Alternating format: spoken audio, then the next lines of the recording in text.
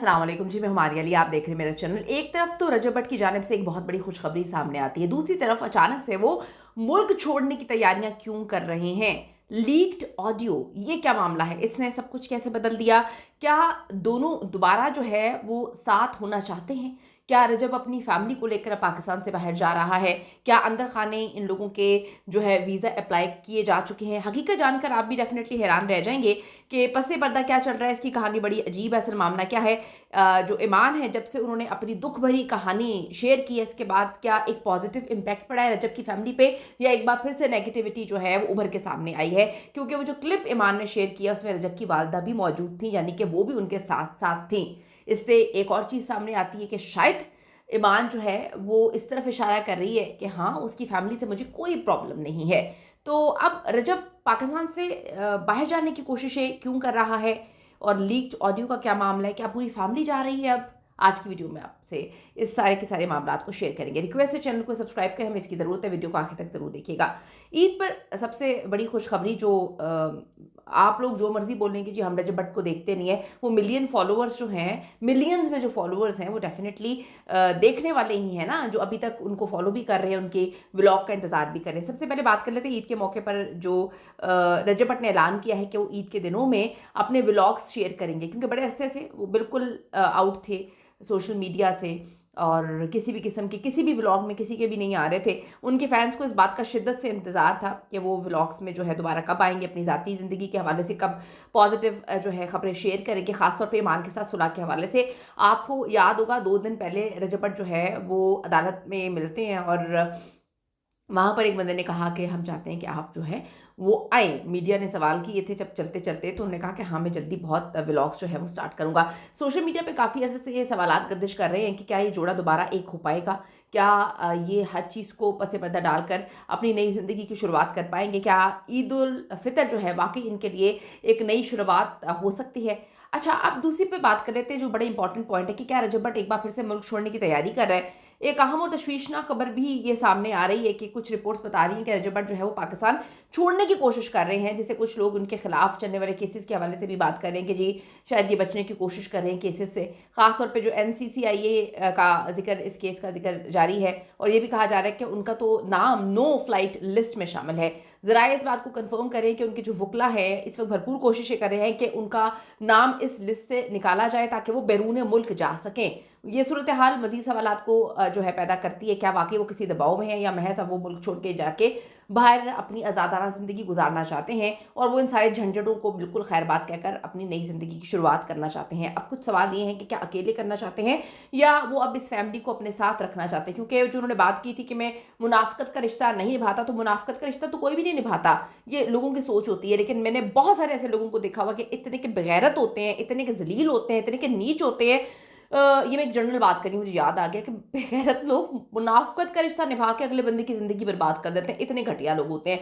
अब मैं ज़रा जज्बाती हो गई हूँ, मुझे याद आ गया कुछ घटिया नीच लोग हर एक की ज़िंदगी में होते हैं। तो अब आप देखें, बहुत से लोग कह रहे हैं कि ये सब तलाक के बाद का मामला है, और जब शायद अपनी नई ज़िंदगी की शुरुआत करना चाहते हैं। मैं भी बिल्कुल चाहती हूँ सारे फैंस की तरह कि मैं फ़ैन नहीं हूँ उनकी, लेकिन मैं चाहती हूँ कि उनके बेटे को एक अच्छी ज़िंदगी मिले। ईमान भी एक अच्छी ज़िंदगी डिज़र्व करती है। ये बहुत मुश्किल होता है, आपको ये समझने की ज़रूरत है कि जब एक औरत माँ बन रही होती है, सबसे ज़्यादा उसको उसके शौहर की ज़रूरत होती है, क्योंकि बहुत ज़्यादा क्लोज वो उसी के साथ साथ होती है। तो वो पूरे के पूरे प्रोसीजर में शौहर का ना होना, फिर इन दोनों की कोई इतनी जो है इनका इनके करीब आने का वक्त भी चला गया, उसमें लोग ज़्यादा करीब आ जाते हैं। तो हर चीज़ इनकी ज़िंदगी में बड़ी डिफरेंट हुई है। डे सेकंड से वलीमे से जो केसेस शुरू हुए हैं रजब भट्ट के ऊपर, इन दोनों की ज़िंदगी बहुत चेंज होती गई है। मैं सबसे पहले इस बात को समझती हूँ कि दोनों मियाँ बीवी को जो है एक वेकेशन पे भेजना चाहिए। दोनों वहाँ पर अपने प्रॉब्लम्स सॉर्ट आउट करें, और किसी और की ज़रूरत नहीं है। भाई भी अपना छोड़ दे ईमान, और यहाँ पे रजब अपने दोस्तों को भी छोड़ दे, ज़िंदगी बड़ी अच्छी गुजर जाएगी। लोग ये कह रहे हैं कि सब तलाक के बाद का मामला है, शायद रजब अपनी नई ज़िंदगी शुरुआत करना चाहता है किसी और के साथ। फैंस परेशान है कि क्या वो अपने बेटे ईमान को छोड़ के चले जाएंगे। ये मामला भी ज़ेरे समात है। खैर, ईमान ने एक बड़ी प्यारी पोस्ट शेयर की थी। उन्होंने पहली बार अपने दिल खोल के अवाम के सामने रखा, और आप देखें कि बेटे की 6 माह गुजरने के बाद उन्होंने ये इंतहाई जज्बाती पैगाम शेयर किया जो अभी शेयर करने की ज़रूरत नहीं थी, क्योंकि जब आप देखें कि पैचअप के मामला चल रहे होते हैं, किसी भी तरीके से कोई भी चीज़ नहीं करनी चाहिए। उन्होंने शेयर की, शायद वो सब कुछ जानबूझ कर रही हैं। मैं अगर ये बात बोलूँ कि जी अचानक शेयर कर दी, ऐसा नहीं है, जानबूझ के कर रही हैं। और उनको ये शेयर नहीं करना चाहिए था, क्योंकि उस पोस्ट में इतनी रजब को गालियाँ पड़ रही हैं। जब हम सब कुछ भुलाकर आगे बढ़ने की कोशिश करते हैं तो फिर हमें जो है थोड़ा सा ख्याल रखना चाहिए। दोनों मियाँ बीवी ने एक हो जाना है आगे चल के, अगर वो एक होना चाहेंगे दोनों। और यहाँ पे वाम जो है पकड़ के ज़्यादा मम्मी बनी हुई है, हम रजब के साथ हैं, हम ईमान के साथ हैं। भाई आपसे किसी ने कहा है कि आप किसी के साथ रहें? उन दोनों ने एक दूसरे के साथ रहना है या नहीं रहना, मैं इसके साथ हूँ, मैं उसके साथ हूँ। ईमान को कोई 8-10 हज़ार लोगों ने मैसेज किया हम आपके साथ हैं। ये वो लोग भी हो सकते हैं जो रजब को नफरत करते हैं लेकिन उसको फॉलो कर रहे होते हैं। कोई किसी के साथ नहीं होता, यकीन करें। चस्के की गेम होती है, मज़े की गेम होती है, ये सिर्फ थोड़ी देर की 10 मिनट की सिंपैथी होती है। कोई किसी के साथ कभी खड़ा नहीं होता। कोई किसी की कब्र में भी जाता, आपको आज तक नजर आए हैं? लोग जितना मर्जी कहें हम आपके साथ हैं, कोई किसी की कब्र में नहीं जाता। तो इंसान को अपने अच्छे बुरे का फैसला खुद करना चाहिए, ईमान को भी खुद करना चाहिए और रजब को भी खुद करना चाहिए।